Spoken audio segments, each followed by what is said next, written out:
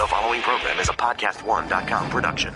From Hollywood, California, by way of the Broken Skull Ranch, this is the Steve Austin Show. Give me a hell yeah. Hell yeah. Now, here's Steve Austin.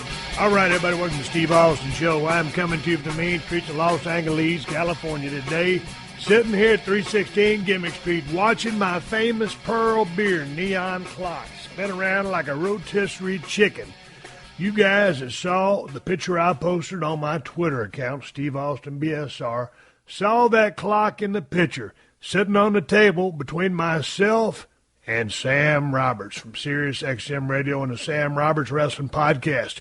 He was my guest on last Thursday's Unleashed show. He is my guest on today's show, an entirely different conversation altogether. Family-friendly, but a hell of a conversation with Sam the Man Roberts from New York City.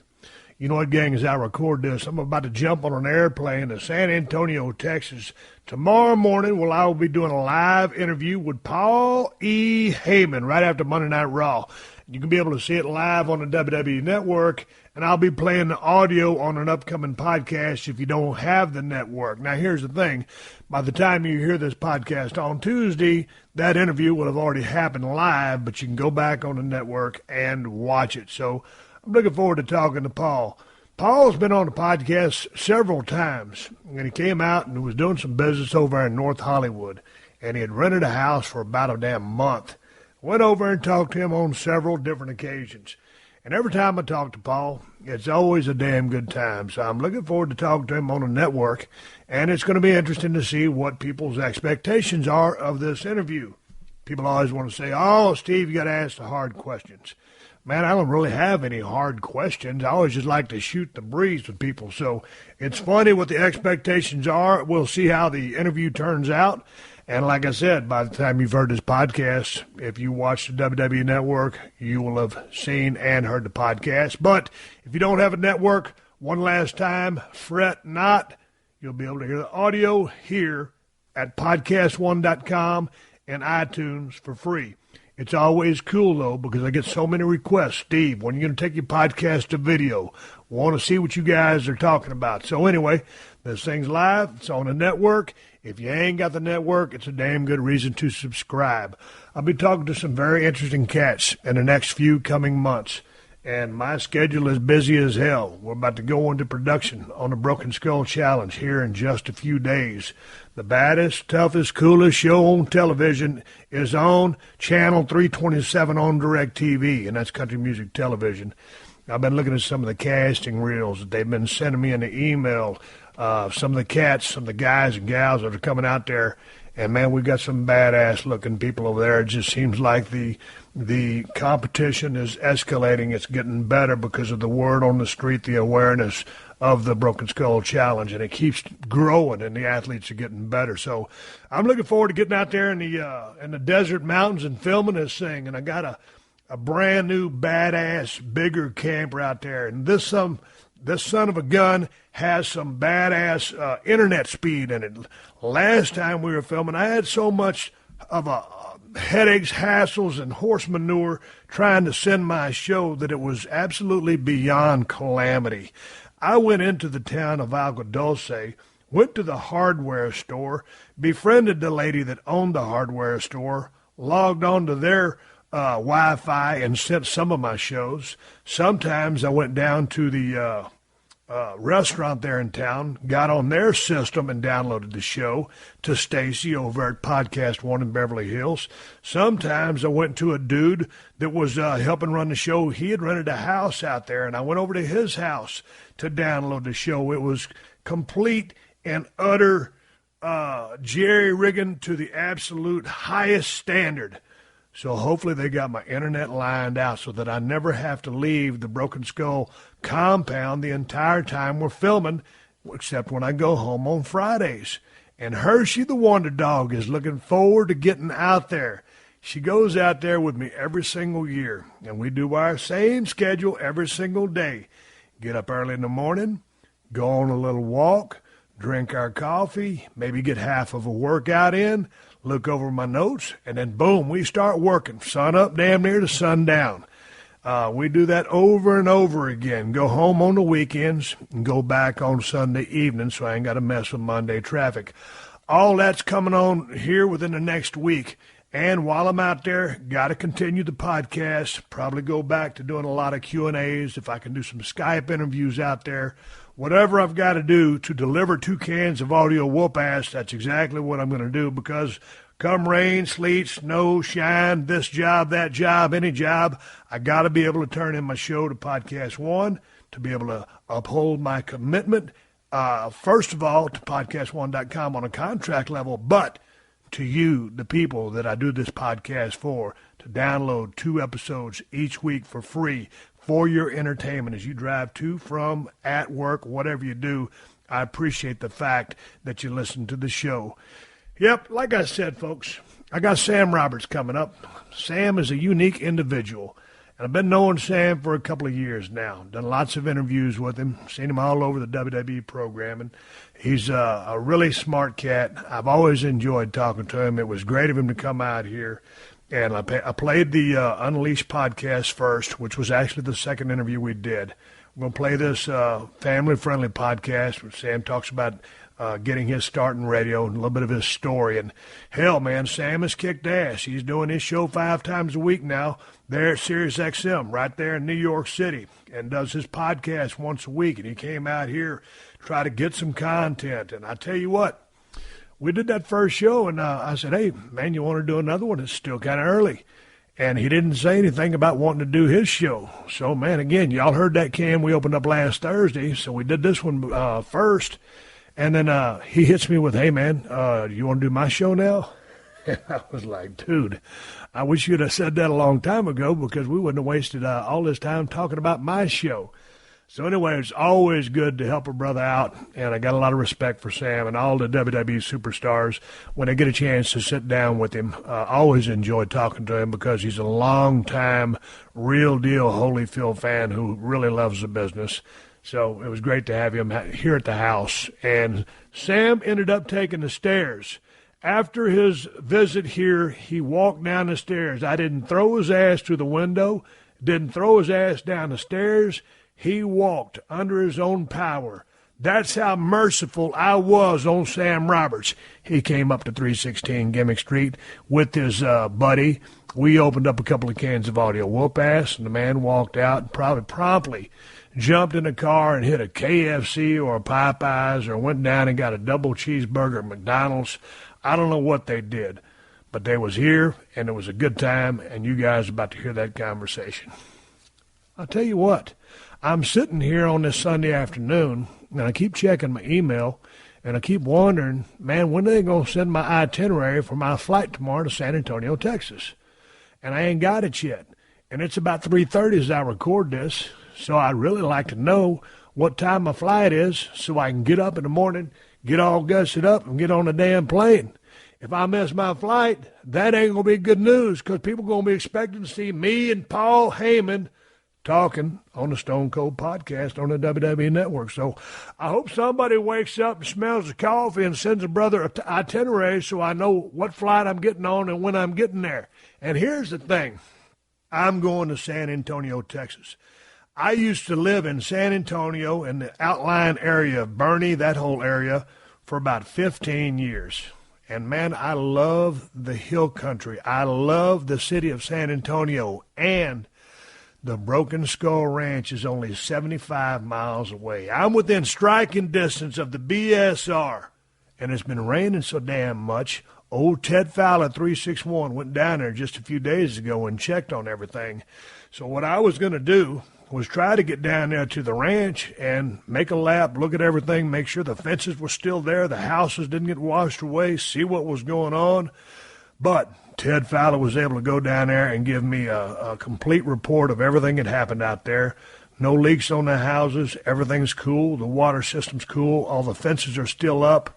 The place is probably about halfway underwater. Every tank, every water pond on the place is fuller than it's ever been before. Parts of that ranch are holding water that have never held water before. So we were incredibly fortunate to get the amount of rainfall we got without encouraging any damage. This has been going on now for a few weeks, but I really feel for the people there in Houston, Texas, in Dallas. I mean, the people up there in Oklahoma. A lot of people lost their livelihoods, their houses, and their lives with all the flash floods that went on. So I was very fortunate. We really needed the rain, but it came down so fast, so hard that a lot of people met with devastation. So, man, my thoughts really go out to you because that rain really kicked a lot of ass. And then it was water that we needed with the drought that we've been in, but the fact that it came down so hard and heavy really messed a lot of people up. So for you guys out there that are still trying to recover from the Steve Austin show, please, keep your head up, and I wish you the best. I'm sorry for all the damage that the rains have caused. It was much-needed rain, but again, it sure came down fast, and it came down hard. There's a couple of guys sending out some messages on Twitter, and kind of rubbed me the wrong way, as it did a lot of other people, and don't really understand the devastation until you get down there and look at how it really impacted people and killed people. So anyway, let me jump off all that before I jump off on a tangent and start cussing somebody out. I'm going to roll on with the show today. Like I said, I got Sam Roberts. It's a whole different conversation than you heard last Thursday. And we're going to be talking about NXT, a little bit about Finn Balor, some Japan-style wrestling, how Sam became such a fan himself. Hi, I'm Jessie Prey. And I'm Andy Cassette. Welcome to Love Murder, where we unravel the darkest tales of romance turned deadly. Our episodes are long-form, narrative-driven, and deeply researched. Perfect for the true crime aficionados seeking stories beyond the headlines. Like the chilling case of Blanche Taylor Moore, the so-called Black Widow who left a trail of poisoned lovers. Or the shocking murders of Chad Shelton and Dwayne Johnson, where family ties masked a sinister plot. Subscribe to Love Murder on Apple Podcasts, Spotify, or wherever you listen.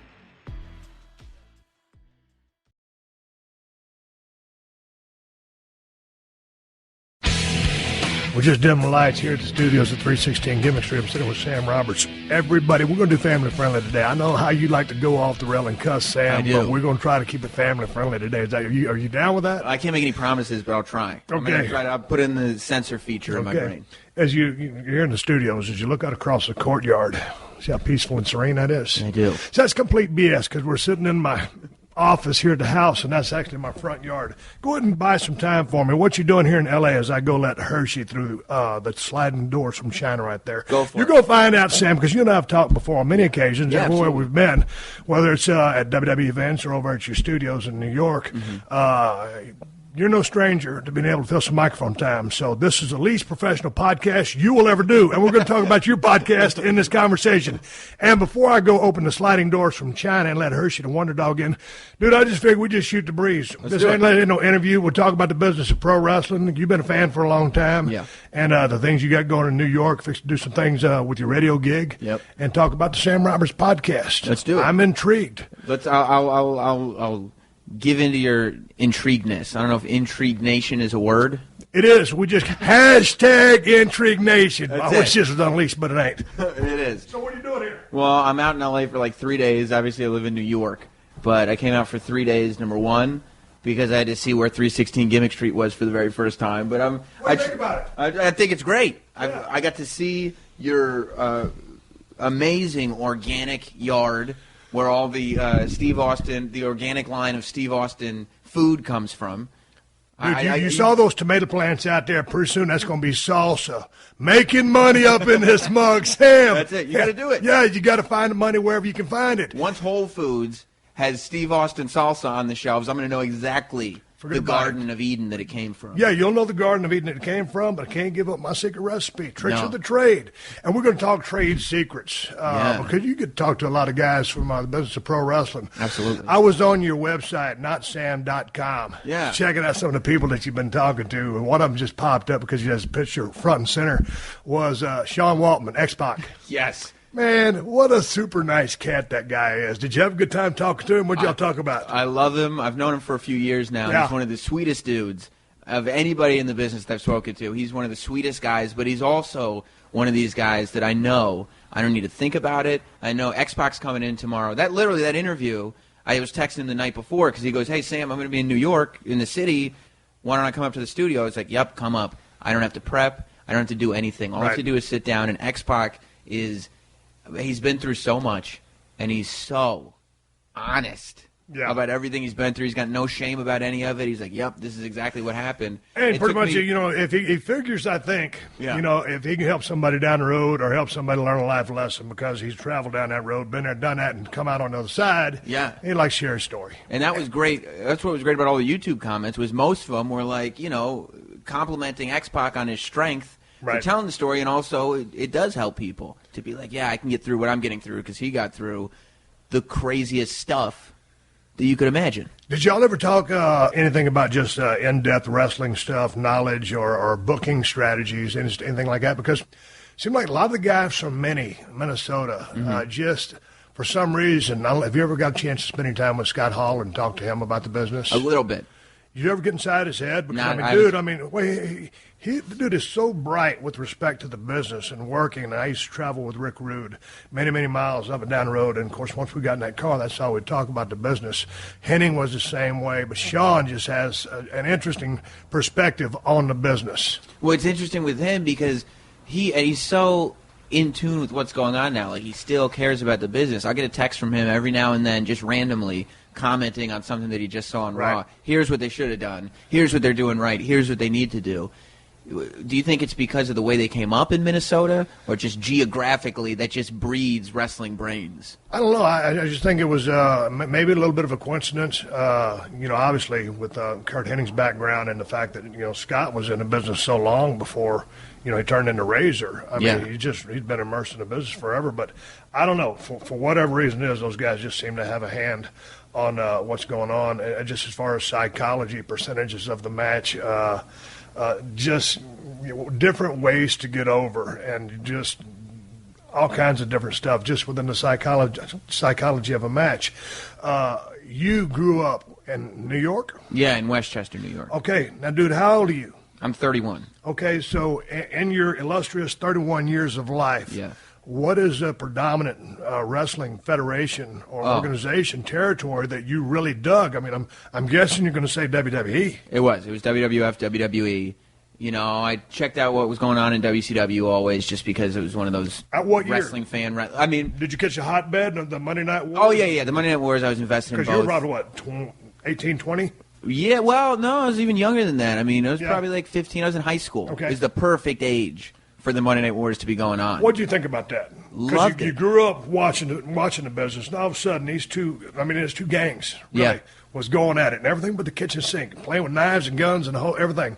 And so the wrestling fans who were the real beneficiaries of that. Yeah, especially because both shows, when it got to the point at first, WCW was just throwing stuff out, going, we're going to make the coolest show on television. And WWF or WWE was going, we're just going to do what we've always done. They weren't competing almost, and I'm sitting there as a WWE, WWF fan going like, how am I supposed to watch Aldo Montoya when the NWO is on?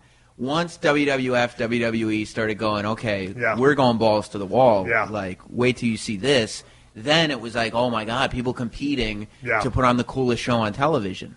And that's with all due respect to Aldo Montoya. Just incredible. I mean, great dude. But character-wise, super guy. I love this. And once he got to ECW, and you watch Just Incredible, that's the guy who I was locked into because he got to be Just Incredible. And I've enjoyed his stuff on YouTube. He does some kind of tutorial type things, some of his tips. And dude's way wise beyond his years, and a guy who got a couple of swings at it and didn't pan out so much in WWE, but is a great hand in the ring. Great. I really enjoyed working with him in my early days in the WWF. I got a chance to work a real string of dates with PJ and had an absolute blast. And we didn't mean to disrespect him by any stretch of the imagination. How does a guy like that, like when you're working with him, how does a guy like that, knowing what he's capable of? Because like I said, I was also a huge ECW fan. Right. And so I was the biggest Just Incredible fan. How does a guy like that cope with being stuck into a character like Aldo Montoya? Man, I don't know. I think it's, when you get stuck with that gig in the Federation as it was back then, and you're still pretty young in the business, it's like, dude, this is it. This is what we got for you. You either do it or you don't. And you don't have any leverage. And so it is what it is. The thing came about my situation. I'd been studying Steve for, 6-7 years. All of a sudden, get that phone call, ringmaster. I did it for 6 months, and then I saw the writing on the wall was going to be nowhere. And so because I had that 7.5 years behind me, I knew I had to make a change, and so I was able to. And it wasn't like it was a leverage play because I didn't really have any leverage. But the fact that the gimmick was going nowhere, Vince knew that the gimmick was going nowhere. There weren't any designs for me to be this big star. I came up with this name, and it was almost like I'm sure Vince was thinking, it kind of sounds goofy or crazy to me, but, the ringmaster ain't really ringing it up for us, no pun intended, so go for it. Right. And they gave me the blessings, trademarked the name, and we went off to the races. But that's also a thing for you. You weren't a young guy in the business. You'd done a full run in WCW. You'd stopped by ECW, and by that time, you don't have anything to lose. You go, I have to change this or I'm done. Yeah, it's like I always tell people,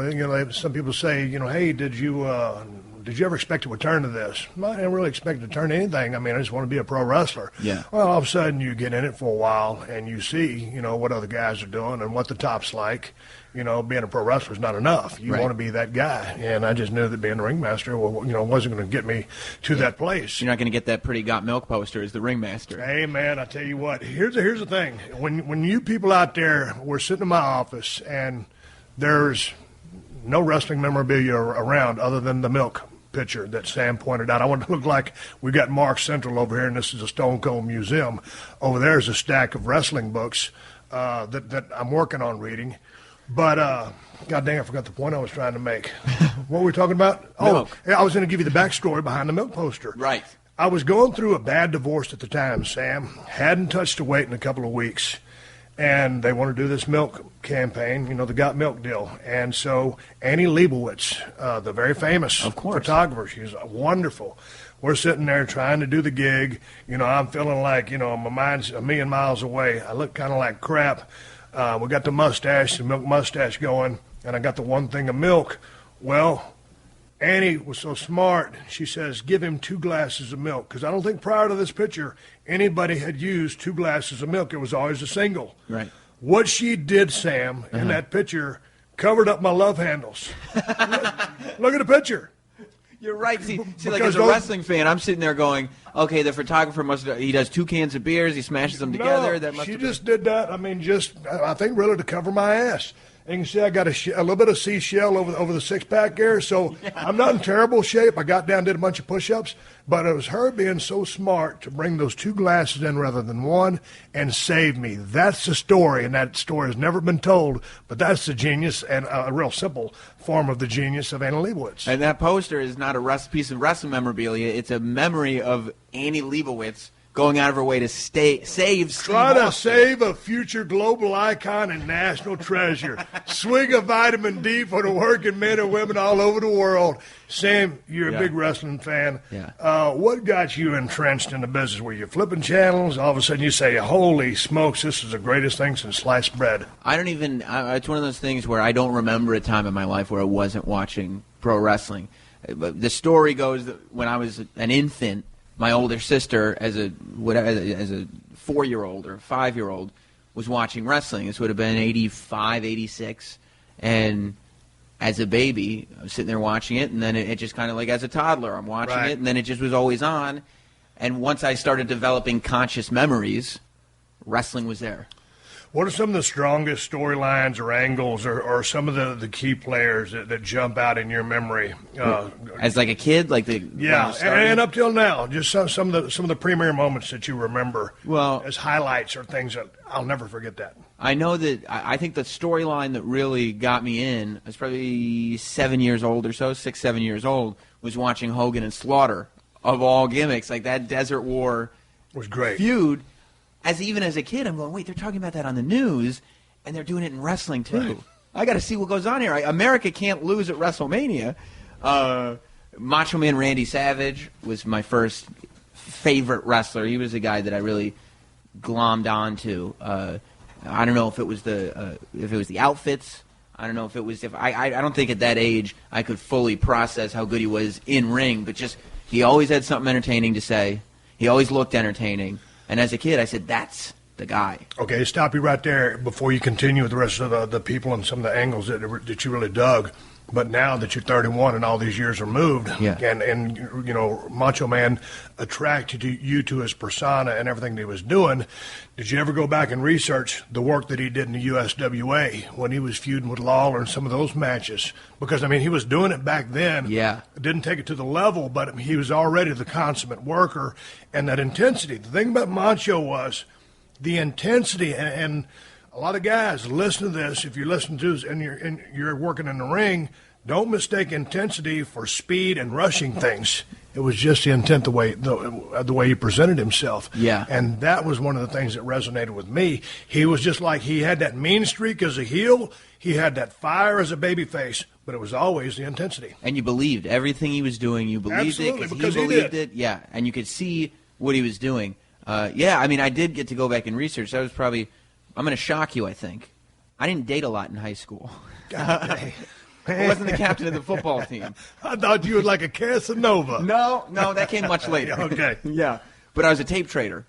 Mm-hmm. So it was high school when I started tape trading like crazy, and I still have quite literally thousands of VHS tapes in my parents' house, just stacked up in boxes, because that's when I fell in love with World Class.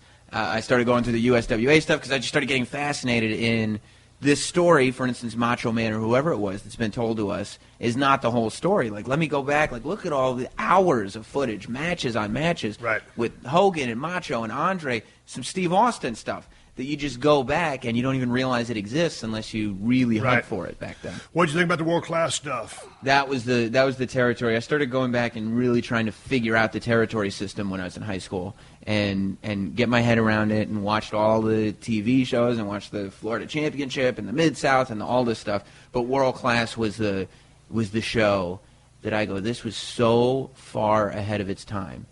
And I don't think it ever gets enough credit. You got a chance to see the Texas Tornado, Kerry Von Erich, when he came to WWF. And what you saw was a shell of what he was, because at that time, he'd already had a motorcycle accident. He's working with a prosthetic foot.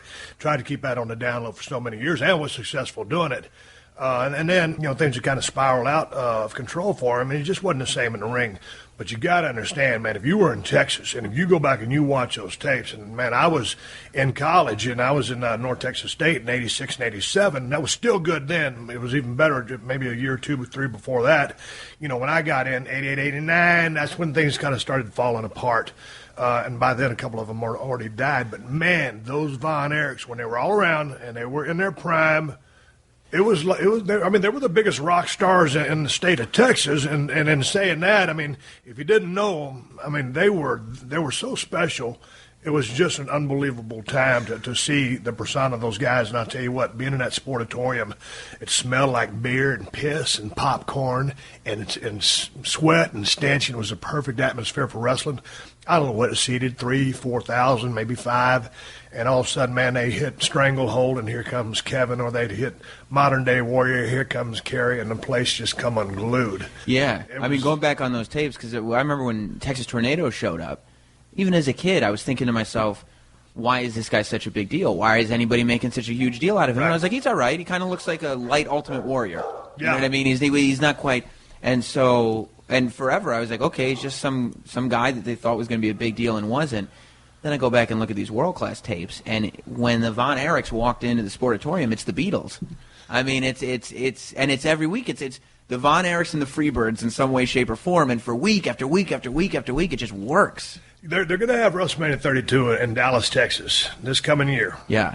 And if Michael Hayes and the Freebirds don't go into the Hall of Fame this year, I'm gonna throw a full-fledged riot.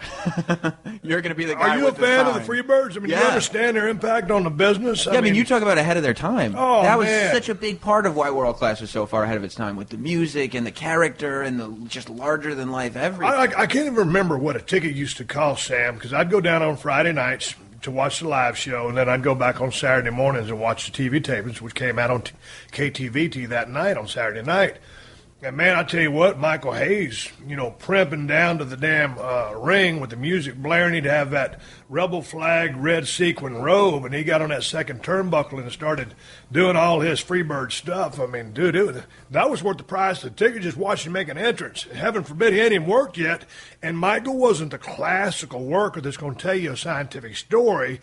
You're going to either love him as a babyface because he's talking that trash and backing it up, or you're going to hate him because he's talking that trash and getting heat. Yeah, and that's why he was so good as a heel, because I feel like he had the problem that a lot of the guys like in NXT have now, that he's so cool that you want to cheer for him. So he's got to work extra hard to but make the sure thing you about root it is, for him. when it came time to get the heat, here's what I tell a lot of people when I'm trying to talk to them about getting heat in the ring. He had the ability to do it. Adrian Adonis had the ability to do it. Ric Flair did it. When the heat turned and it came time to really get dirty, and Flair turned into the dirtiest player in the game, but Adrian, his whole body language changed. Michael P.S. Hayes, come time to get the heat, everything about him changed. He was a piece of trash. Yeah. And that's what I really respected about what those guys were doing. And, of course, the guy could talk a blue streak all day long. Yeah. It's funny with Flair that you mentioned Flair, because I was talking about being such a WWE, WWF guy. I was living in England for a while when I was a kid, for 4 years, so we didn't have WCW TV. I didn't start watching WCW until 93. So all I knew was the wrestling magazines and WWF TV. That's all I knew. So 91, Bobby Heenan starts showing the NWA title on TV, and he said, "This belongs to the real world champion." And I'm going, I've never seen that belt before. I didn't know what it was, but I'm so excited. Who is the real world champion? I can't wait for the reveal. Ric Flair gets revealed. I must have been 7, 8 years old, and I go, who the hell is that guy? I had no idea who Ric Flair was. How old were you? I was 7 or 8 years old. Okay. Well, that's, no, not a clue. Not a clue. That's an okay question. I mean, that's an okay thing to say then if you're 7 or 8. Yeah. So then I cut you off right in the middle of you talking about some of your WWE people. Let's go back to Ric Flair, because me, and I've had Rick on the podcast many times. Many people know that Ric Flair is my favorite professional wrestler in the world. I just think when you put the dictionary on pro wrestler, there's a picture of Ric Flair. And that's with all due respect to the Harley Races, the Terry Funks, and, the Stan Hansons and the Bruiser Brodies and all the guys that I really, and Dusty Rhodes that put up there, but he's just that guy. Did you catch any of his work in the NWA? Did you go back and watch all that catalog of stuff? Yeah, I absolutely went back, especially all the Dusty stuff. Right. I mean, you have to go back to really appreciate it, and that's the way I've always been. Like, I got to, okay, if there's enough people talking about this, let me figure out what I missed. And watching him, going back, all the Dusty stuff, all the sort of really early Horseman stuff, just incredible. He's one of the guys, Flair, Macho Man, there's only a real few people that I can play promos of for non-wrestling fans. Like, if I find a non-wrestling fan, Dusty's I go, yeah, that guy too. You can't Dusty. Yeah. You can't tell me this isn't entertainment. Right. And I put on Flair, Dusty, Macho. Superstar's another guy. Put the Superstar Billy Graham or Stone Cold. You Yeah, play the old probably. Stone Cold stuff, Yeah. and it still holds up. Yeah. Superstar Billy Graham. Yeah. Yeah, but that's when I was young enough that I had to go back and sort of figure out what the big deal was. And then once you watch Superstar Billy Graham, I start realizing all these people that I watched as a kid were just doing Superstar. Right. Well, I mean, Hogan was, Ventura was, Steiner was. Yeah. A couple of the guys that aren't coming to my mind right now. So, okay, you grew up as a fan. Yeah. You watched World Class. You watched a lot of the territory stuff. Did you check out Mid-South and Power Pro from Bill Watts? Some of the Mid-South stuff. Okay. Not a ton but of you it. saw but some of it. Yeah, some of it. Yeah. Okay, and you have an appreciation for the old school. Yeah, absolutely. You were right there live and in living color, younger cat, but 15, 16, and the Attitude Era or the Monday Night Wars. Yeah. Okay, and right now, you're seeing a lot of wrestling, and we've got what we got going on today on TV, and it's a 3-hour show. How do you assess today's product versus, 15 years ago and to the stuff that you grew up on? As a fan, a total fan. As a total fan, I'm I'm the type of guy that gives the benefit of the doubt probably too much. I go, wait, let's see where they're going with this. Let's see where they're going with this. And more often than not, it goes, they didn't even know where they were going with that. They weren't going anywhere with this. But I think that there are still moments of, there it was. I think they're doing better now with the moments that pop up like that, like Brock beating The Undertaker. You go, whoa, like there's this moment that just captures everybody. I think they're doing better now with that than they ever were. But in terms of the week-to-week, when I would sit there and turn on Raw, that feeling of, I don't know what's going to happen, but I guarantee I'm going to be glued to the TV, I don't have that feeling. Right. It's not. Don't you think? I mean, you can't go back and try to change the business, and you really have to change. It's not about changing the business. It's not about going back to the Attitude Era. And it's not like taking the filter off the language, but it's just a spontaneity. You just felt that sense of urgency. I mean, man, back in the day, if you go back to that Raw open, cold open, whatever they call it, all the pyro going off. They still have pyro, but I mean, it was like warfare. And it was. Raw was war. It was presented like that. It was fast-paced. It felt the adrenaline and the testosterone behind it. And it was a 2-hour show, but there was a sense of urgency. And like you said, you didn't know what the hell was going to happen. And the audience is on top of the ring. There's signs everywhere. People are just piled in. I also think that, however, I'm not a backstage guy. I don't know what's going on. But I think that when you watch the Attitude Era stuff, you see this sort of thing where guys were going out and just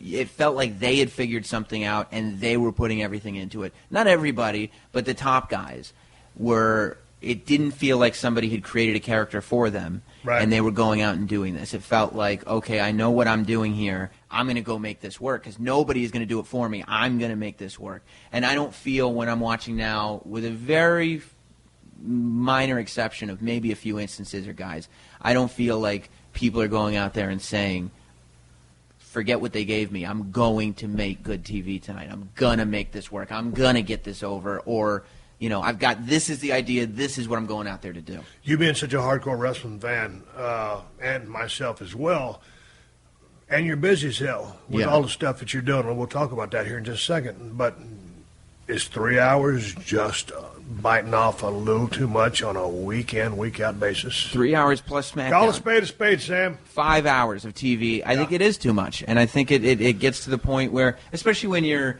I don't feel like they're creating a ton of different stories that they're telling. Right. They're still kind of concentrating on one main event story, and the rest is kind of filler at points. I don't watch it in the full 3 hour. Now, I have to wake up early and do morning radio. Right. But I watch an hour and a half, maybe 2, next morning, next afternoon, come back. And sometimes I'll start the show at 8:30, start it recording, and that way I can fast forward through the commercials, I can fast forward through a couple of the moments, whatever. But I rarely sit down and watch the full 3 hours live. So you DVR it and then DVR fast forward and go through the stuff. And then, I'm not staying up until 11:30 because I can't, because I got to be up at 4 o'clock in the morning. But do you try to? Do you at least try to watch the entire program? Oh, I always because watch. You talk to a lot of guys in the business. Yeah, there's a lot of your podcasts are centered around. Yeah, I always watch the entire show. I think I like to know what's going on, and I don't like it when people say it's too long, I don't watch it. Well, if you don't watch it, how do you know it's too long? Right. What if you're missing something? Right. So, I watch it and it's too long. There you go. That I'm okay I'll with. say it. No, I understand. USA won the third hour. There's money in it, and so they're taking the money, and I get all the business dynamics. So I don't want to sit there and beat a dead horse. Yeah. But let's talk about your podcast, because it's a Sam Roberts wrestling podcast. Right. Okay. So, dude, you're I like your website, professional broadcaster. That's right. Did you go to broadcast school? I went to Syracuse, and they have a broadcasting school. I didn't go to it, right. But people assume that I did. I have a sociology major of all things. What in the hell are we going to do with that?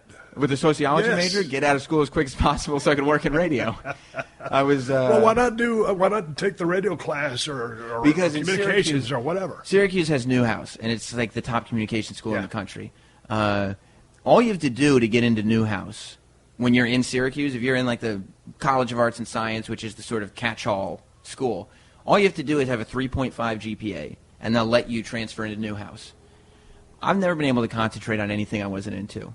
So a 3.5 GPA was way out of the realm of possibility. So it wasn't happening. So I didn't want to sit there and study a whole bunch of stuff and that I didn't care about, just to get this 3.5, just to get into the school. So I figured out what major I could get, and then just spent all my time in the college radio station. Man, figured it out. Yeah, Sam, listen to you talk. I just figured, man, you're like a rocket scientist. I was just thinking, you're probably rocking that 4.0, so not so much. Not even close. Really? Yeah, I'm a solid C. student. Yeah. Unless I was into the class. And then it was Okay, what were you easy into? A's. Well, like in high school, we had an entrepreneurship class. And I just found out about it. Somebody said, there's a class in this high school that'll give you $50. And you go and you use it to start a business, and then whoever has the best business gets like $200 at the end of the semester. Right. And I go, they give you $50. And they go, yeah. And I go, you don't have to pay it back. And they go, no. I'm signing up for that You're class. like one of the boys. yeah. I figure at the worst case scenario, I'm getting $50. Right. Which I don't have to pay back. Yeah. And so that class, it wasn't rocket science. I just went. I got the $50. I bought a whole bunch of candy with it at the Price Club, and then sold the candy in school, and ended up making, a few $100 a week selling candy. That class I got an A in because my business was better than anybody else's because I could make some money. But, all the sciences and the maths and it just wasn't. It never clicked. So you ended up getting a degree. Yeah, I got a sociology degree. And that was because... What about physical education? It could have been anything. But... Well, what happened was... You were just going to take the degree. Did you need a piece of paper to get in radio? Why didn't you just jump in radio off the get-go? Because my dad said I couldn't live at home for free if I didn't graduate college. Hey, I can dig that. That's a business... Hey, and that being said, I stopped college at 17 hours before I got my degree.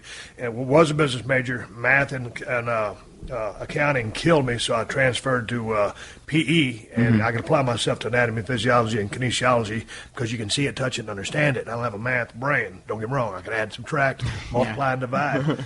But I'd done too many research papers, and I just figured, man, I ain't going to use this degree, so I got out. Right. But I always stress to the younger generation, if you're in high school right now, you need your diploma. Once you get out, you either go to trade school, some vocational deal, learn how to weld, turn into a mechanic, go to one of those institutes, or go to college, get your damn degree. That piece of paper will open a lot of damn doors for you. And that's what I figured. Just saying I graduated from Syracuse is something. Right. So that's what I did. It was literally just right before my senior year, looking through that course book. What have I taken? What can I pull off here? What major can I put together? And I had the most sociology credits of anything. Right. Sociology wins. Yeah. That's what I could throw together at the last year, and I did it. So what kind of kid were you in high school? A popular kid? I was popular enough. You talk a lot. You're on the radio. Right. You turn into a broadcaster. So, you probably just talked a lot. Run your mouth. Jokes a lot. Ran my mouth. Were you the class clown? Somewhat, yeah. Friends with all the big kids, so I wouldn't get beaten up. Yeah, smart. Yeah, and that was it. Yeah, I just kind of got bored a lot. No, so you knew you wanted to be on radio. Yeah, I knew I wanted to broadcast. Okay. But when you say broadcast, on television or on radio? Whatever works. Okay. I'll figure it out when I get there. Gotcha. Why did you want to do this? What was spurring you to? I got to be a broadcaster. Well, I was probably like 14, 15 years old, and I said I got to figure out how I can just be myself and make a living doing it. And pro wrestling isn't going to work for me, so I don't have the anatomy to be a professional wrestler. So we could have got you all gassed up. Back in another era, maybe we could have had a future. That's true. Go ahead. And I said, okay, all I want to do is be just myself. For the records, I want to say this: Sam Roberts took a urine test and passed with flying colors. He is not on any performance-enhancing drugs as we do this podcast now. Right. If something happens afterwards, that's on Sam. Well, you want to talk about performance-enhancing drugs? This is legit. I spent 3 years on human growth hormone growing up.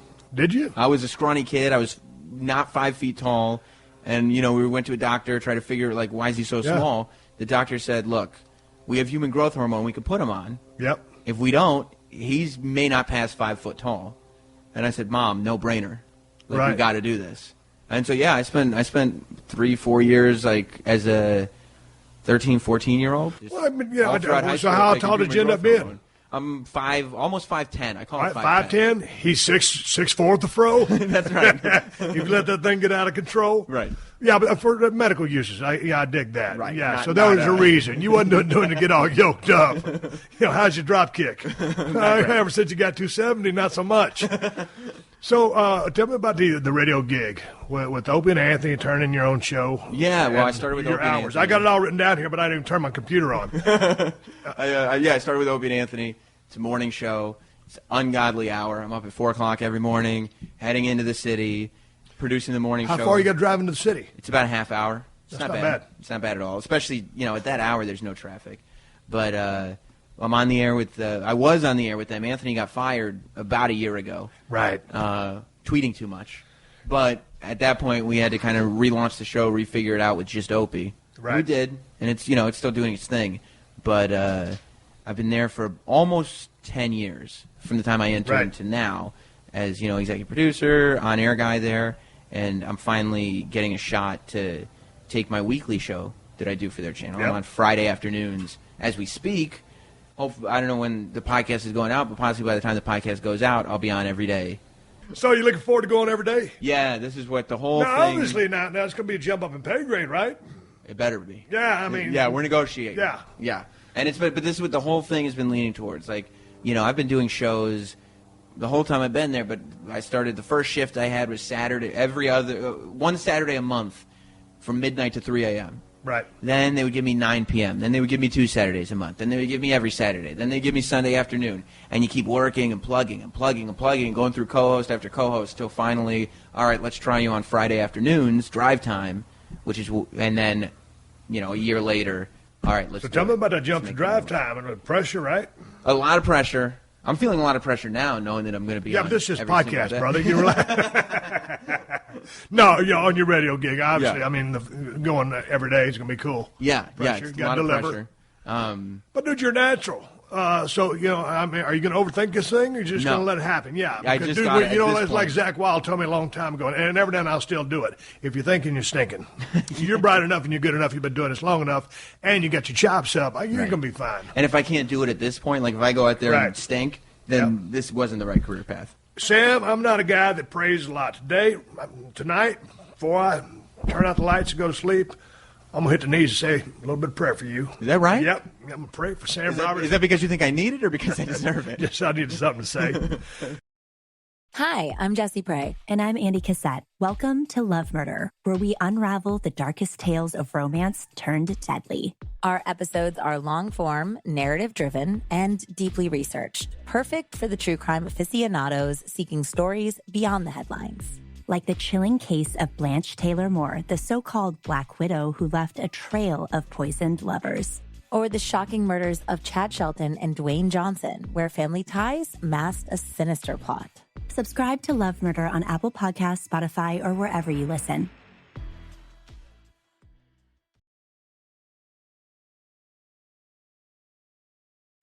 The Steve Austin Show. The Steve Austin Show. All right, here we go. Sam Roberts, part 2 of this illustrious podcast. Sam, paying dues. You mentioned a little bit of it right before we went to the break. Yeah. But what's the story? I mean, how did you tie in with the station you tied in? 10 years is a pretty good run. Yeah. Now, all of a sudden, you can go to every 5 days a week versus 2, right? Yeah. Okay, that's awesome. Yeah. Took a long time to get there. Long time. Got to eat a lot of dirt sandwiches. What's the story? Yeah. I mean, and it's kind of hard because there's some people like, have you ever heard of an actor named Kevin Pollack? Yes. He's got a big problem with me. He's made it very public that he's got a problem with me. Why? Because, I don't know, he doesn't like How me can on the anybody air. have a problem with you? That's what I've always Dude, you said. get along with everybody. I do. I thought I did, but Kevin Pollack has gone out and he's said it on his radio show, Yeah. and he's gone on Reddit, and he said all kinds of stuff. Right. Because we're on the PG version Yeah. of the podcast. All kinds of stuff about me and being on the air and this and that and he called up, Opie's show one time because he doesn't think I've paid my dues enough. He couldn't be. How many dues you got to pay, Sam? That's what I'm saying. Yeah. I've been here just because he just turned on his radio. Right. Doesn't mean, and let's be honest, it's Kevin Pollack. Like most of the movies he's been in is because somebody more famous is in the movie. Right. It's not like anybody goes to A Few Right. Good Men and Was says, that a "Oh, shot?" see Kevin Pollack." I don't know. I don't know. But it wasn't for me. You got, hold on. You got to get a visual. Sam's got his GoPro over across the damn room, but you're hearing the audio version. I said, "Is that a shot?" And Sam goes, "I don't know," and he puts his hand out to the side. So shots fired here at 316 Gimmick Street. Helicopters, ambulances on the way. There was an airplane. There was a crop duster taking off a while ago. All the noise and the BS which goes with this show. So anyway, why does this guy have a beef with you, Sam? You're such an amiable, happy guy. I thought so. Are you a miserable wretch? When you're not on the air, what is it? He only knows me from on the air. Right. I think he's jealous. Right. I think he's jealous. That's what I think he is. I think he's so he kind of wishes that at 31 maybe Right. he had the opportunities that I had. Maybe Well, he'd dude, it's taken like older advantage dude. of He's the like 50 opportunity. years old, ain't he? I mean, he's older than 50. He's got to be Yeah. at this point. He doesn't look 50. He looks Yeah. much older. But Shots fired. but Sam just broke out an AK. but in terms of paying dues, yeah, it was this matter of, okay, I got an internship with Opie and Anthony. And that was, right out of college. So what did you do? Just send in your college resume and say, hey, Opie Anthony, I want to intern with you. I was in college. It was my junior year of college. And I put together a CD of my favorite stuff that I'd done on my college radio show. Yeah. Obviously god-awful.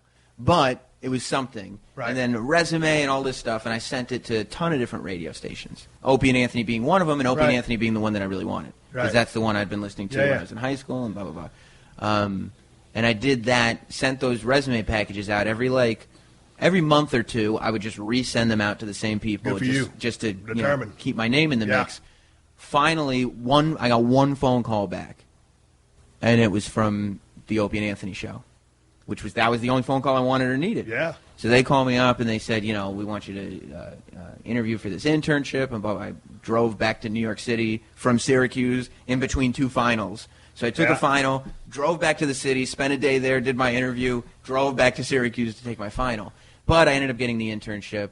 So, man, when they're trying to grill you for an intern job at a radio show, I mean, like, how intensive are they grilling you here? What are they looking for? This is what I didn't understand, and I wish I had. It's not that tough to get an internship at a radio show. Once you're there, it's the tough part is taking advantage of the opportunity and making yourself somebody, because that's where I think paying your dues comes in. Like, my mission from day one was, okay, I got this internship. I need to make it so that when my internship is over, they're saying, we can't do this without you. We don't want you to leave. What are the daily duties of an intern? Well, the daily duties are just fetching coffee, grabbing breakfast, going through the show audio, whatever, just the menial stuff. Right. The part that separates people is when you can start looking at the show as quickly as you can, because you got 3 months to make an impression, and figure out, okay, what's this show lacking that I can fill in? Only me. Like, not like, who am I going to emulate? It's where are the holes, and how do I fill them so that once I leave, the holes pop up again, and they go, we need Sam back here. And that's kind of what I did as an intern. I might have to get you to look at the Steve Austin Show podcast. What the flying hell I'm doing wrong over here? So it's a lot of holes to fill. Let me ask you something. So you're in college. You listen to Opie and Anthony, right? Yeah. So how did you develop your kind of on-air personality, your style? Well, were you emulating those guys? I don't inspire you? They inspired me. I wasn't emulating them, but I was inspired by them because I saw what they were doing and how they did it, and how did that apply to me. They were being themselves. Right. They weren't doing radio tricks. They weren't trying to figure out, how to format something and do this. They weren't overthinking anything. Right. They went in there. They talked about what was going on, either in the news or in their lives. And they talked the way they talked off the air, and they gave their opinions, and they were funny, and they were just naturally funny people, and they let that come out on the air. So you're going to be on 5 days a week, starting every day, this coming week? June 1st. Yeah. Okay, so you got 3 hours to flap your gums. What kind of material are you going to be talking about for 3 hours? Well, I'm going to take. I'm feeling good because every time I do a show on a Friday, I prep myself for a 3-hour show and end up doing half of that prep, if not less. It's that's the ability to fill in a lot of gaps. That's like working with Ricky Steamboat. Not using all your material because you're good. Right. Well, what do you do for a 3-hour prep? Well, I try to figure out, okay, what are the things that I want to talk about? Hang on, I'm taking notes. Okay. Go ahead. I'm over here shorthand. Go ahead. You figure out what you want to talk about. So, like, at any point during the day, I'm making notes to myself. Like, if an idea pops up, if I'm talking to you about something and there's a kernel in something that we said, my mind is just tuned to say that kernel becomes 10 minutes, 15 minutes, 30 minutes, whatever it is. Now, will you jump on that kernel right then, or you say, let's come back to that, and then flesh it out? If we're doing something that works right now, I'm just going to take note of that kernel. Right. Because you're pretty good at having that storage system up there to go back to? Yeah. And you got hit in the head for steel chairs for 15 years. Not so much. Not as much. I'm making a good excuse for myself. Keep going. Concussion-free, Sam Roberts. He's concussion-free. He's almost drug-free. But, yeah, because it's a matter of figuring out how do you fill the time and how you do it creatively and how do you do it in a way that is compelling. Right. And whenever anything's working, the last thing you want to do is stop it. If it's working, you push it until right before it's not going to work. You have to figure out, and that's, sometimes I might push things. WWE, are you listening? Yeah. Keep going. You just you push and you push and you push, and then right before it's going to get stale, pull the brakes and start the next thing. Go to break, whatever you have to do. Like, figure it out. And, I can see that you're doing that as we do this. Like, as we're talking, you're figuring out, okay, I've tapped into this conversation. Right before the well runs dry, let me move on to another topic. No, you're completely wrong. That's what I should be doing. Right. I'm just here nodding my head, looking and enjoying the conversation. and like I said, this thing wasn't agenda-driven about talking about any kind of stuff. So here's the thing about my podcast. I call it the Steve Austin Show. Really, and it's kind of like a show about nothing. Sometimes it's a microcosm of my life. Sometimes I talk to guys from wrestling, or sometimes I just read Q&As on the show, and that gives me the creative freedom to basically do anything because I'm not stuck to a format. I don't have to do anything. But there's a big difference in what you do is you tap in to the entertaining part of your personality. Like, know when something's entertaining. Like, you've made – I had to text you the other day because I was listening to you and your wife, and you were arguing about, like, hair treatments. And she said, like, I was getting a keratin treatment. And you're like, we got carrots in the house. And I was like, that's like just making that entertaining. And we did. Making that entertaining is not an easy thing. Like, I'll turn on, the radio, and I'll hear two dudes that are like, hey, what do you do when your girlfriend eats your sandwich that you left in the fridge? Call up now. Is it your sandwich, or after you leave it in the fridge, is it public domain? I'm like, this is god-awful. Yeah. We're not talking about anything. You haven't made it entertaining. Yeah, but see, you made it good. The guys that did the material messed it up. Right. So 3 hours. I mean, so here's one of the things that I don't cover. I like to talk about politics or religion. Do you talk about that on your show? I will. I'll always try to spin it away, because I don't consider myself a hugely intelligent person, and I don't like to don't be so hard on yourself. Well, I don't like to do a lot of reading. I mean, it's not like you're dumber than a rock. But I don't like to do all the reading. Right. So I'll try to be like, okay, what's the story here? Why is everybody, and how do I spin this into something that's entertaining? Right. And just try to find like one little angle and just expand on it. Right. Like, when the Ebola thing was happening, and everybody was worried about Ebola, I said, yeah, I'm worried about Ebola because everybody else is, but I'm not going to read a whole bunch of doctors' reports. I'm not going to go into news stories. But I was just thinking to myself, okay, if Ebola hits, the human race may be in trouble. Right. What species would take over after the human race? And I said, bears. Bears. And then I ended up doing 40 minutes about how we need to watch out for the bears now, and the bears are trouble. Right. But you could figure out a way, the same thing Right. we're wrestling a fly for an hour. Like, you just figure out a way to do it, and See, I had the whole thing, the Ebola thing wrong because I don't hear so well. And so my wife said, did you hear about Ebola? I said, yeah, I'll take a bowl of Captain Crunch. But see what I did there? You got it. Complete nut. I'm going to break kayfabe on a family-friendly show, but it worked. yeah. Where do we go from here? The podcast, you could have talked about anything in the world. Yeah. But is it from your love of pro wrestling that you wanted to do a pro wrestling podcast?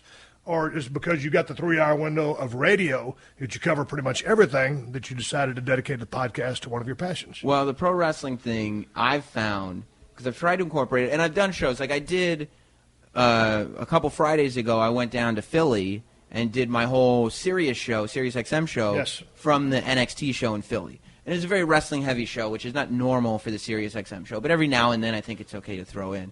But I find with wrestling fans, either they love wrestling and it's all they want to hear about, or a person doesn't want to hear about wrestling and they never, ever want to hear about it. It's one side or the other. There's no sort of sometimes it's okay. So I try to limit the amount of wrestling coverage I do on the Sirius XM show, but I still want to talk to the wrestling audience, and I still like talking about wrestling. I still want to talk to all the boys. So I figure, okay, I'll start this wrestling podcast. I can talk directly to my wrestling audience. If you like wrestling, here's the wrestling podcast. And sometimes I'll put those interviews on the Sirius show too, but it's just a way to communicate with the wrestling fans and to be able to talk about wrestling once a week, which is easy for me. It's no extra work. You're in New York City, so is Peter Rosenberg. You guys buddies? We are. Are you arch rivals? What's the story? The Crips and the Bloods? No. We're buddies, and we've done stuff together. The Banditos and Hells Angels? That's current. Yeah, what's happening? The Jets and the Sharks. Yeah. We're buddies. We've been buddies for a long time. I think there's always been a competitive nature between us, but not. We've also helped each other out throughout several things. I've done his podcast a whole bunch of times, and we've been the two. We've kind of grown at pretty similar rates. We met each other probably 7 years ago, and we were both kind of lower on the totem pole. Now we've both kind of risen around the same time, and I think we're kind of jockeying for that position of New York mainstream media guy who's covering pro wrestling and being number one there. So then if you two guys who have been watching the business for a long-ass time are together, I mean, are y'all pretty much on the same page, or is it like a Republican talking to a Democrat with respect to the business of wrestling, and you agree on nothing? We don't generally agree. Really? He's way harder on it than I am. He's way more negative about stuff than I am. Rosenberg's the guy who's going to come out of a show and start listing what was wrong. And I'm the guy that's going to come out of a show and start going, "Oh my God, I can't believe that!" Blah blah blah blah blah. I still have that fan in me. I don't. Your glass half full is glass half empty. Yeah, I don't want to get to the point where I'm, kind of nitpicking what's wrong with it. Right. Number one, I'm not in the wrestling business. I'm close. I'm on the line. Okay. But I don't. But you got to form an opinion on something based on what you've seen and what you like. But if I wasn't enjoying what was on TV, on some level, I wouldn't be watching it. Yes. And so, but you have a healthy, profound respect for the business of professional wrestling. Right. Right. Right. And I don't want to, go out of my way to. I'm just not an overly critical person of pro wrestling, and I've been calling out on it. People, some people prefer the critical thing because it's more honest or real or whatever it is. But I know that for me, it wouldn't. If I started being critical of what was on TV regularly, if I started really being harsh on it, here's what they need to do. They're so stupid over there. Vince doesn't know what he's doing. But right. I'd just be doing that to pacify a portion of the audience. Right. That's not how I feel. I don't sit there watching, pretending to know Vince's job, and I wouldn't want Vince telling me what I should be doing on my radio show. Right. So what should they be doing? Well, I'll tell you this. Nothing, as far as pro wrestling goes, has me more locked in than NXT right now. The stuff that's going on down at NXT is like next level, and that's NXT feels more like what they should be doing on the main roster. NXT feels like they're giving guys the freedom to that work. I've heard from many people. Yeah, they're giving guys the freedom to work. Yeah. They're trying things. They're creating characters that they weren't doing on TV for a while, and I'm sure it's easier because they have 1 hour of TV a week instead of 5. But that's part of it. But then again, did you watch Payback? Yeah, pretty good show. I thought what I liked about it is predictable. Like all the results were very predictable. Well, but the matches. A guy that's been watching business as long as you and me, it's going to be predictable. Right. I mean, you can look at it. I can watch a football game. It's going to be predictable. Right. For the most part. Right. So anything is really. Yeah. Continue. But the matches were all good. Usually when I kind of know, okay, there is no direction to go in other than this win, all the titles are being retained, blah blah blah. The fact that I was compelled by the matches that were going on, I think, was the strong part about that show. So go to the NXT thing, because did they just have an event? Yeah, they did. They're one of their pay-per-views. Tell me to watch it on my Twitter account. I'm Steve Austin, BSR. You're at Not Sam on Twitter. Right. So what was the event that they had? Because I heard the girls knocked it out of the park. Yeah, it's a takeover show. They do like I would call it a pay-per-view. Not that it's on pay-per-view, but it's the special. They do a 2-hour pay-per-view thing every 3 months or so, and it's a 2-hour block instead of 1 hour. Right. And I can't remember what this one was called, but they did Sasha Banks and Becky. Yeah, Becky Lynch. Becky Lynch. And the women's match tore the roof off the place. Dude, I was talking about the women's over in NXT a few episodes back, and it was a Charlotte versus Sasha Banks match. Yeah. And then there was also, I think it was a Charlotte versus Bayley match. It was Bayley, she's one like to hug, right? Yeah. That's her deal, right? Yeah, that's it. I was just trying to get my things right. But, I mean, awesome pro-style matches. Yeah. I mean, these girls went, man, I didn't have my watch. It was a 12-minute match, 15-minute match. I mean, but the thing is, they were wrestling. It was pro wrestling, and it wasn't out there grunting, groaning, the loud sound effects, and they weren't telegraphing things, which is a big part of the business today because everything is the way it's set up. People are telegraphing things, and it just doesn't look good. They're out there, and it looks like pro wrestling, and they're giving them time. and they're working holds, and that good little announce team over there, they're sticking to the task at hand. They're calling what's going on in the squared circle, and I really dig it. Yeah, I mean, they're putting them to the test because they were out in Philly doing live shows, and they headlined. They main evented the Philly show with Charlotte and Sasha. Yeah. And to headline with women, especially in Philadelphia. Yeah. I mean, if they're not delivering, that's suicide. Boy, I tell you what, I'm so impressed with those two girls and the other two girls. Becky Lynch and Bailey. Yeah. But man, that Charlotte, the way she walks around the ring, so composed. I mean, second generation. She really obviously gets a lot of it from her dad. But I mean, take Rick out of the equation, in and of it herself. Just the way she carries herself, she commands your attention and your respect. And the same with Sasha Banks, that gimmick of hers, the thing about the boss, doing like a boss. I mean, she's just a package of charisma. And all four of those girls, I really like them, and they can work their ass off. Yeah. And, man, to be on the main event, like you said, over in Philly, much less anywhere, but the women getting a chance to main event, a pretty big-time deal. Huge time deal, and everybody stuck around. Everybody loved the match. It was, it was great. What do you think about the Finn Balor thing with all the body paint and the face paint and all this stuff? Because, man, I watched the guy, a lot of his stuff from New Japan, watched stuff with the Bullet Club, a guy who's been around the horn, who's paid his dues. Reminds me a little bit of Fit Finlay. Have you ever watched Fit Finlay's older stuff? You talk about a badass. Yeah. Anybody's trying to learn the business, I mean, that guy had such a mean streak when he's working heel. I mean, just everything he does has just his intent to hurt somebody. And just his ring generalship is awesome.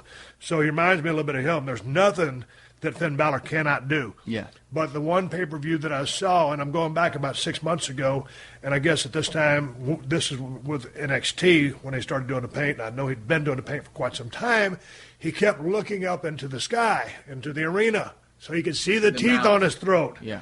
I'm like, why is this guy looking up at the friggin' lights? The guy's right across from him. He needs to look at him.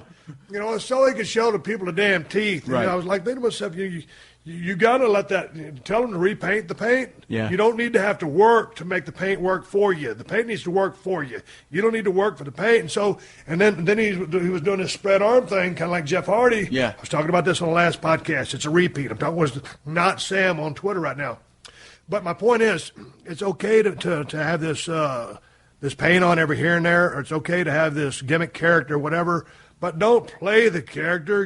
You're Finn Balor. You used to be Fergal Devitt, Prince Fergal, whatever the name used to be. Especially since a hell of a damn hand. Yeah, and half the time on the show, you're not wearing the paint. You are still right. just... I mean, here's the thing. He's a good-looking kid. Great body, hell of a technician. Everything he does looks like $1 million. And you to me, Sam, believe it or not, I know a little bit about selling tickets. These things that you got to buy to get in to see the event, you've got to be able to, that crowd. They don't just let everybody in for free? No, they don't, believe it or not. So you got to be able to identify with that crowd. Yeah. And some people, have you been watching Lucha Underground? I haven't yet. Everybody's telling me that this is the show to watch. Okay, now I tried to watch an episode of it a while back, and I was like, man, what in the flying hell is this? It just ain't working for me. But then they had a block of them on, about 4, and I didn't sit down. I'm always standing up in the kitchen over there, and I watched about 3 episodes back to back to back.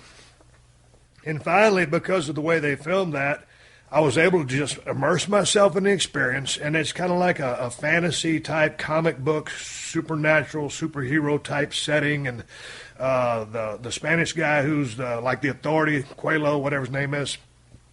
First, I had heat with him because I just didn't dig his character. Right. Then he's an actor, basically. But then I started getting into what he was doing and seeing the vibe of the show.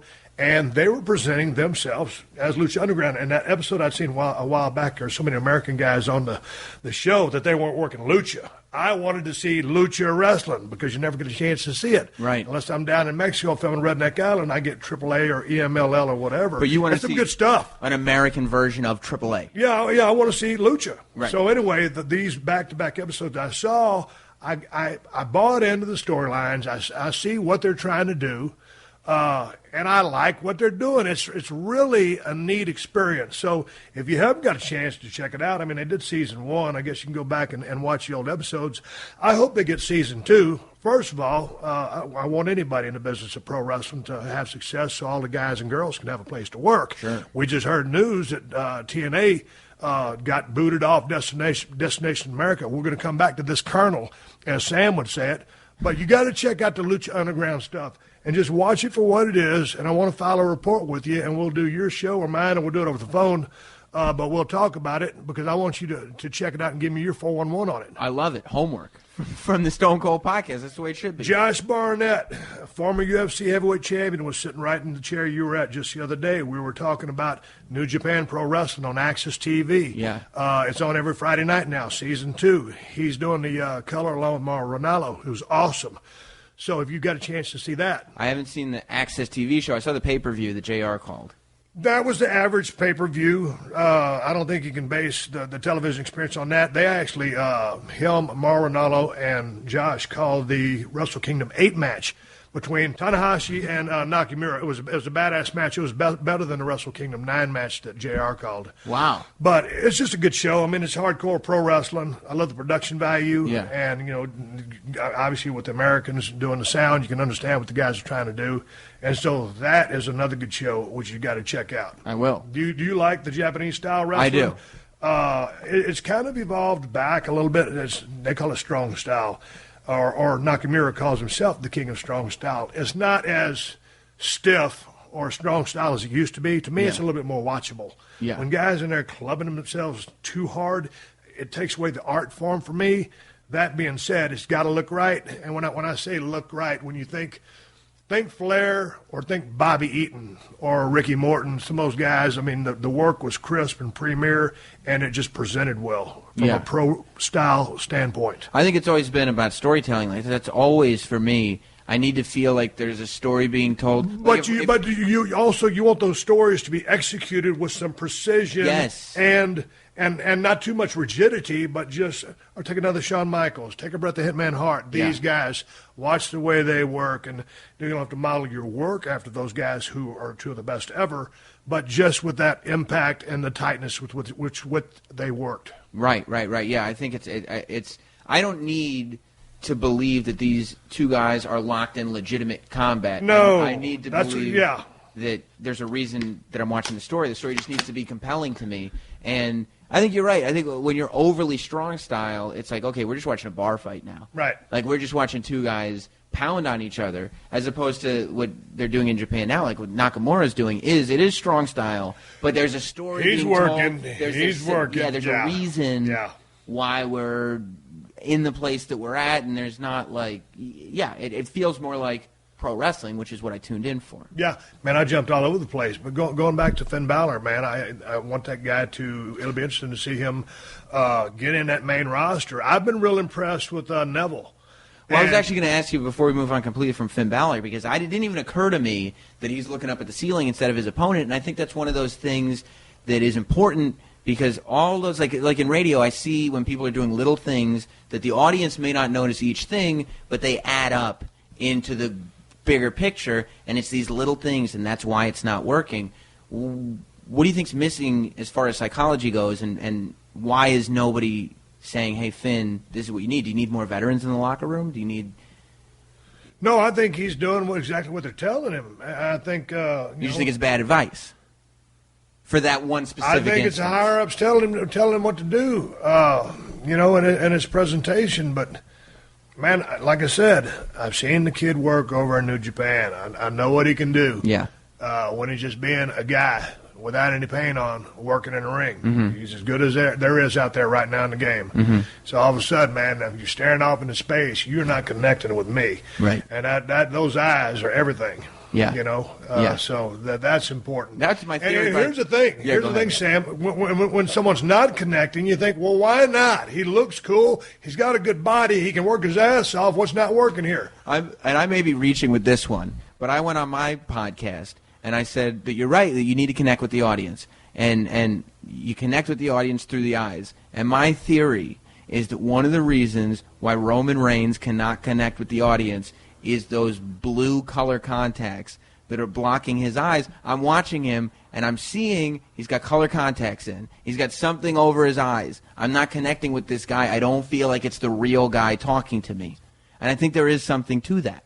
So you're not digging the contacts? I'm not digging the contacts. I know that guy doesn't have blue eyes. I know there's now a shield between me. No pun intended. That's right. That's right. But there's something between us now that I'm not getting the full dude. Here's the thing, and I'm glad you brought that up, because the contact thing is, he's a good-looking guy, physical guy, and a tough guy. Former football player at Georgia Tech, and I heard he was a pretty damn good player. So no one's going to question how tough this guy is and his lineage with who he's related to. Right. Tough guy. So then all of a sudden he's good-looking enough. You got to throw these contacts on him, so he got blue eyes now. What's the deal with that? You don't need blue eyes. I'm okay that he got brown eyes. Right. You were blessed. Yeah, Stone I got blue Cold. eyes. I'm not like an albino, though. But the thing about Roman is, and a lot of people had heat with the fact that he got pushed so hard so fast. Yeah. And I'm not going to go through the whole way that happened, because I've talked about it 20 times on the podcast. But I still stand by the fact that I think that no matter what they do with him, he's going to have to be a heel first, whether organically or what. He just by default. And they're trying to keep him baby. Right. Because I think Vince's goal is just he's going to work as a baby or he ain't going to work at all. And so he's going to flop bigger as a baby, and he gets cheered a lot of times when he goes out. But in there with the wrong, quote-unquote, wrong guy who's going to out-baby him, like Orton did a couple weeks ago. Mm-hmm. Orton blew him out of water. Mm-hmm. And so it was uncomfortable. And Orton cut a better promo than he's ever cut in damn near his whole career. I liked him being more amped up. But just there's a way that guy talks, and it's a cockiness or confidence or self-assuredness that comes across as almost Lex Luger arrogance-ish. Yeah. And no disrespect to Lex, and I'm certainly not crapping on Roman. I see money in the kid if he stays the course, if he continues to develop, if he continues to get better.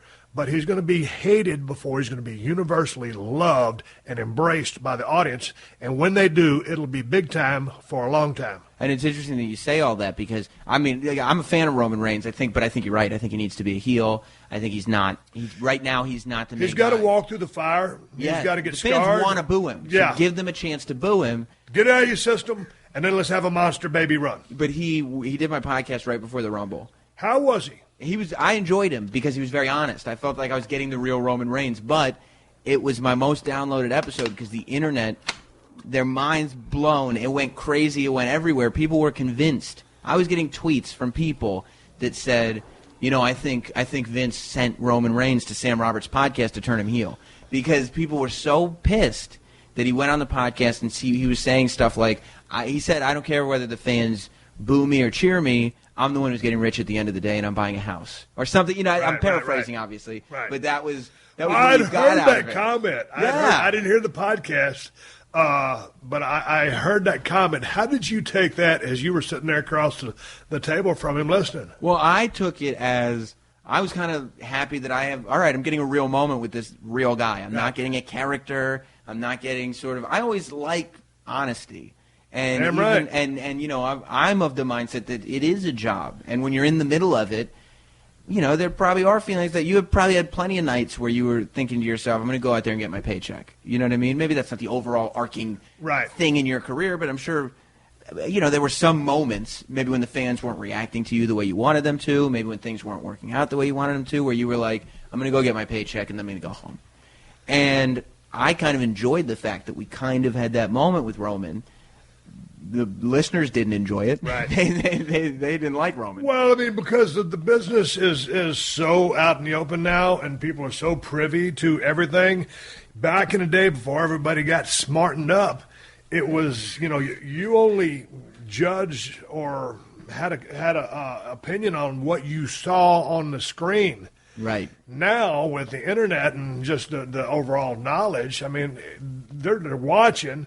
And then they're knowing all the backstage stuff that's going on, all the jockeying for position and all the politics, and that gets clouded in the way of a lot of just what they're presenting. Yeah. So the fact that people have so much knowledge, and therefore I just think they're even more strongly opinionated than they would be. And it's interesting, too. I can't remember who I was talking to about it. It seems like it's the only show on TV where a huge portion of the audience after the show is talking about the writers and the agents, and they're not actually talking about the show. They're talking about the behind-the-scenes part. And the heat's going to the writers instead of the guys doing what the writers are writing for them. Right. So the heat gets transferred, and so that the boys get the channel changing heat damn near because you're mad at them for having to do it, but the heat really goes to the writers. Yeah. These guys are almost just playing the part, but it's almost like, I don't know, it's two-dimensional or even three-dimensional, but the only dimension that needs to be judged is what you're actually seeing on the screen. Yeah.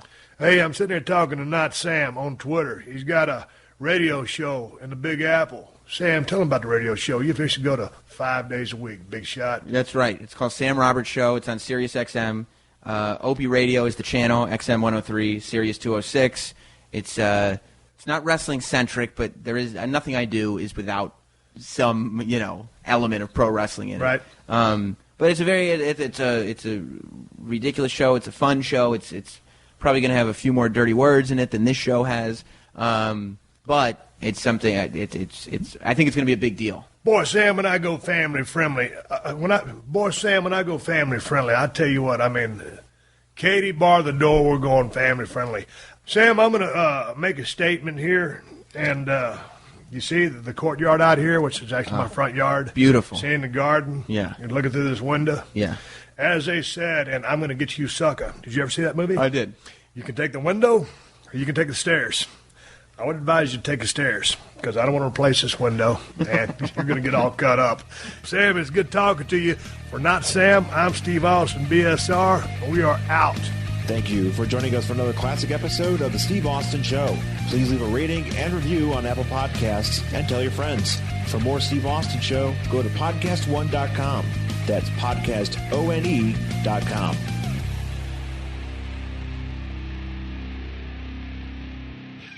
This September, CBS hits are streaming free on Pluto TV. I'm coming in. For this month only, stream full episodes of Matlock, I'm a lawyer, like the old TV show. Fire Country, Elsbeth, I do love a mystery. NCIS Origins, Watson, and Ghosts. What the hell? This is the most amazing sight I've never seen. All for free. The CBS shows you love this month only on Pluto TV. Stream now, pay never.